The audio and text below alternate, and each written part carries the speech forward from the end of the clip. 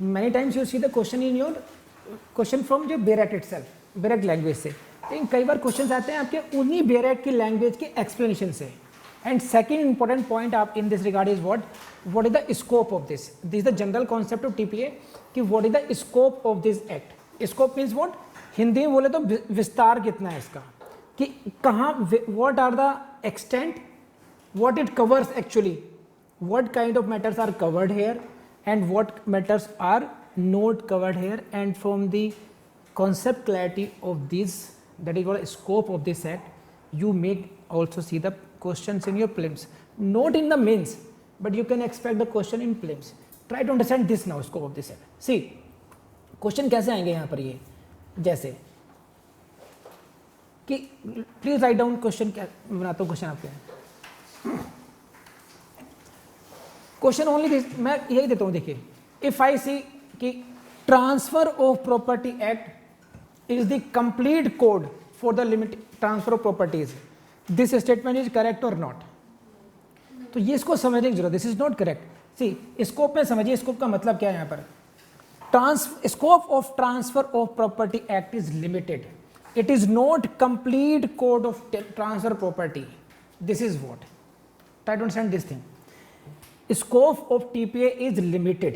It means it is not the complete code of on the subject. It means what? कि transfer of property act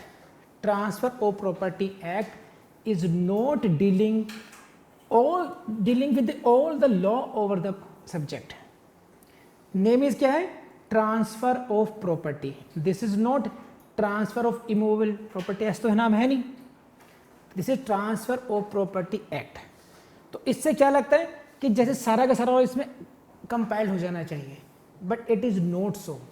इसका जो scope है limited है. Limited का कैसे है कि number one, there are limitations. कैसे कैसे हो सकती हैं, सी देखिए, पहली लिमिटेशंस ये हो सकती है कि मोड ऑफ ट्रांसफर्स पर. मोड ऑफ ट्रांसफर मत मीन्स जो हम लोगों ने डिस्कस किया अभी भी, mode of transfer means there may be transfer by the act of the parties and there may be transfer of property by operation of law as well. So here it is the limitation what this act is limited in scope in that sense because it is dealing with only specific mode, namely what, transfer of property between living persons, that is by the act of the parties. This is the first limitation over its scope, कि this is not dealing with the all kind of transfer of properties. It is not dealing with the transfer of property by operation of law. And again, if you, this thing is clarified if you go to section 5 please. बेरेक्ट देखना पड़ेगा आपको.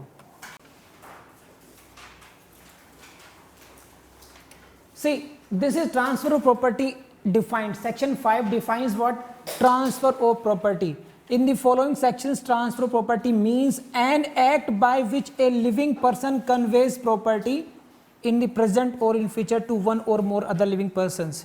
So I am just focusing only one word here. In case of transfer of property means transfer of by an act of a living person. When a living person by doing some act is transferring the property to some other living person, then this is called transfer of property. And this is the limitation of the this act in one sense.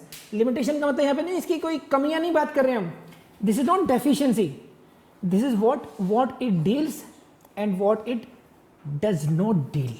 क्या deal करता है और क्या deal नहीं करता.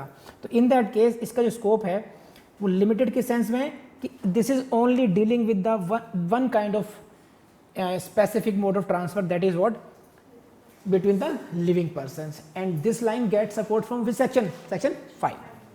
समझे नहीं समझे आप? नहीं समझे?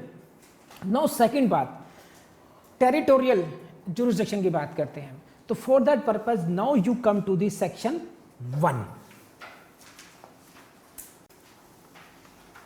This is in that regard. Now I read section 1. यहीं से क्वेश्चन और भी हो जाएंगे.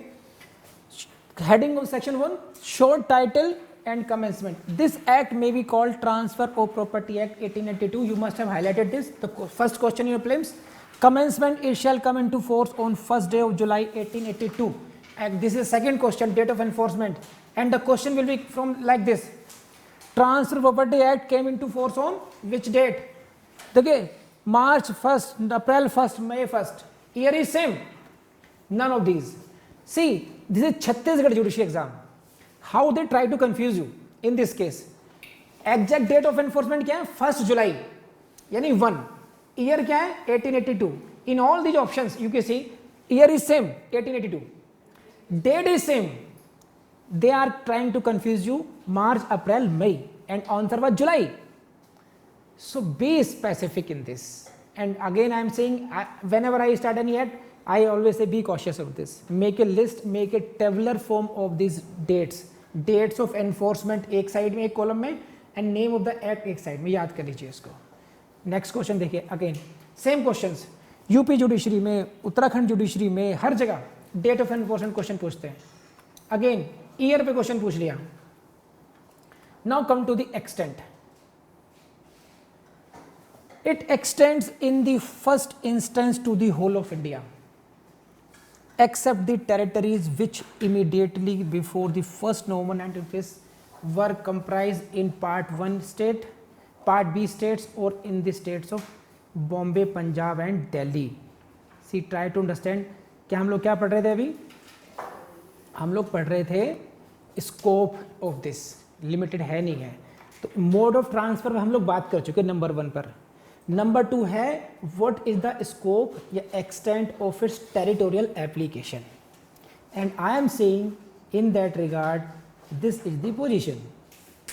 Limitation is also with regard to the territorial jurisdiction of the act. It has no uniform application in all the parts of the country. ये जो act है uniformly applicable नहीं है पूरे देश में. Why it is so? Because of the nature. Property, देखो property हम mainly it is dealing with the transfer of immovable property. Movable property के लिए भी फंक्शंस हैं इसमें अप टू चैप्टर 2 में जो है वो दोनों पे अप्लाई होते हैं, लेकिन mainly it is dealing with the immovable property. Now immovable property क्या हो सकता है? यहाँ पर आपकी लैंड हो सकता है. इन coastal areas it may be fisheries. In the mountainous area there is different kind of property rights. कहीं जहाँ ट्राइबल एरियाज है वहाँ के नीड्स अलग हो सकती हैं. इट इज़ नॉट कि क्रिमिनल लॉ जिसकी यूनिफॉर्म एप्लीकेशन हो जाए. इसलिए ट्रांसफर ऑफ प्रॉपर्टी एक्ट की कोई uniform application through out the country नहीं है. इसको ध्यान रखना आप लोग. अब इसीलिए मैं क्या कह रहा हूँ, इसी को आपको सेक्शन 1 में क्वेश्चन छुपे हुए हैं आपके लिए, और ये थोड़ा कंफ्यूजन भी हो सकता है आपको. देखिए व्हाट इज दिस?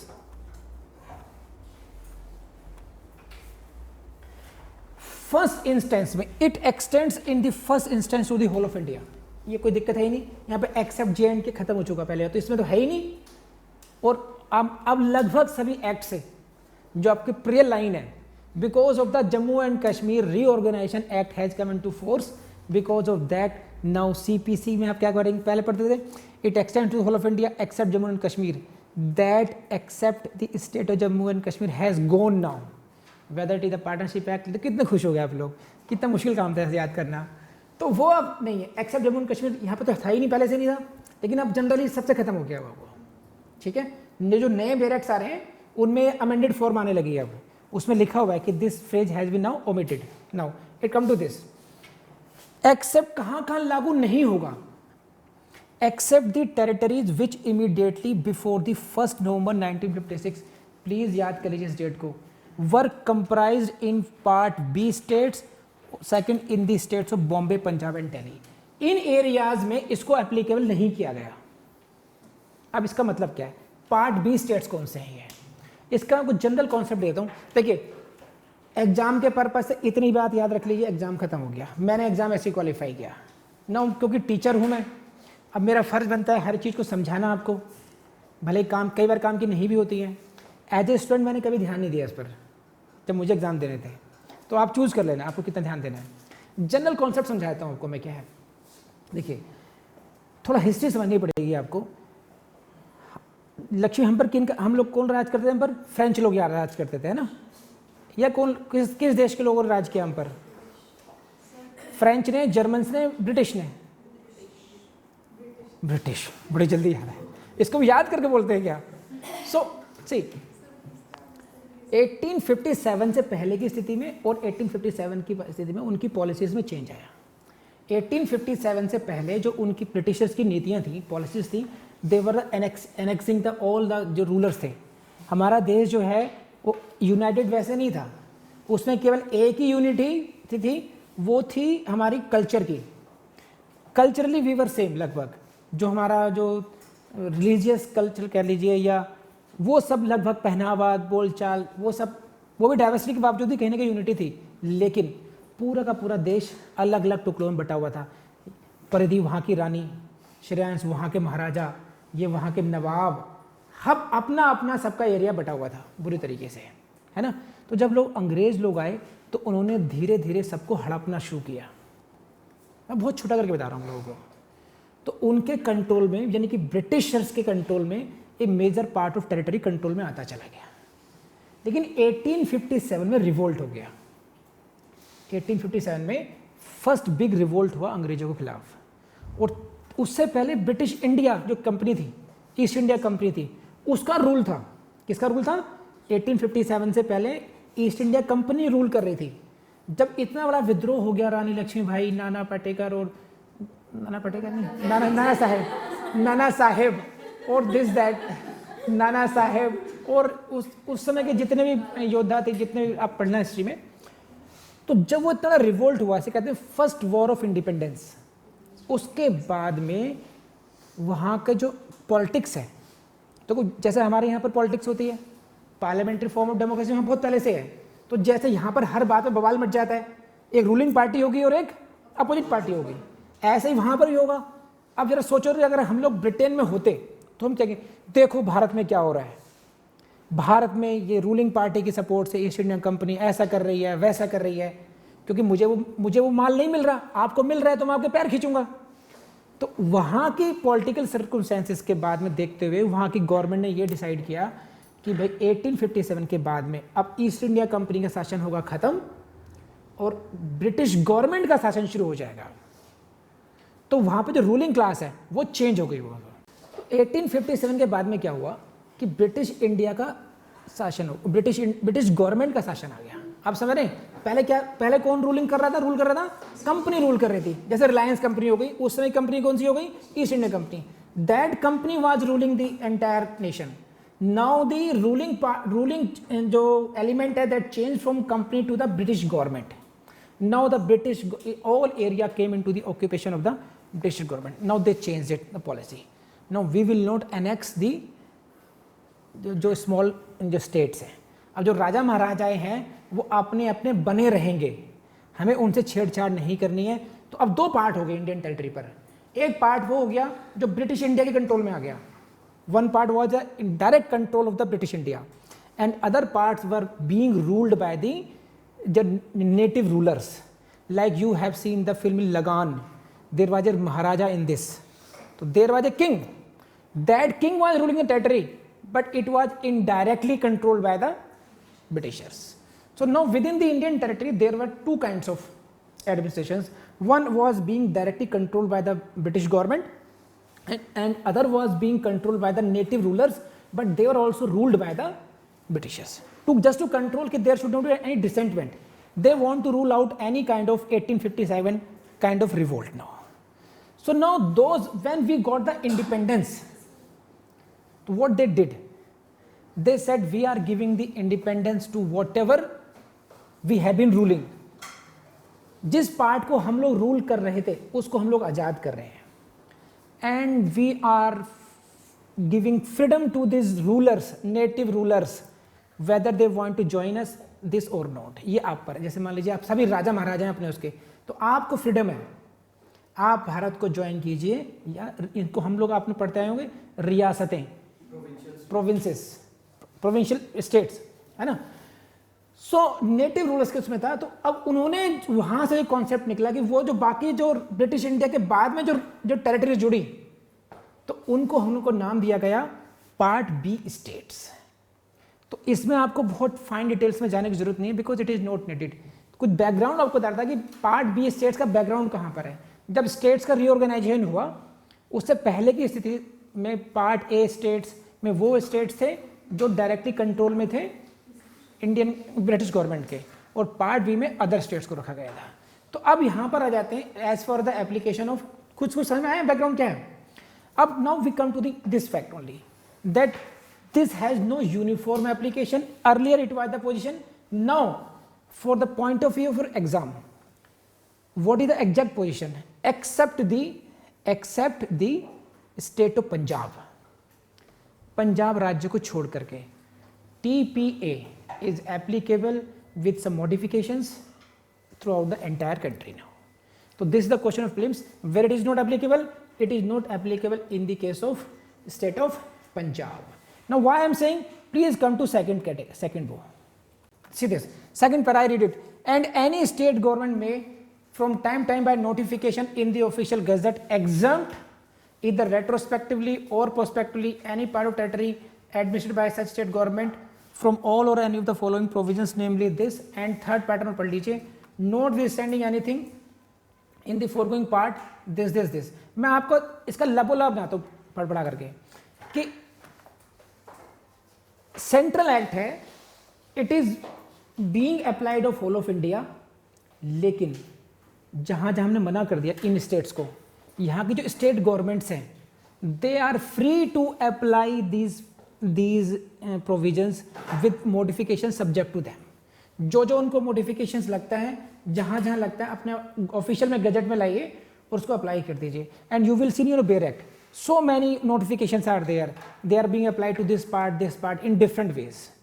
तो थोड़ा confusion इस कैटेगरी में ये है कि it is not applied as uniformly as in case you say in CRPC, as you see in the IPC or in Contract Act, because it is related to your proprietary rights, relating to property और कहते हैं सारे झगड़े जमीन से जुड़े होते हैं, है ना।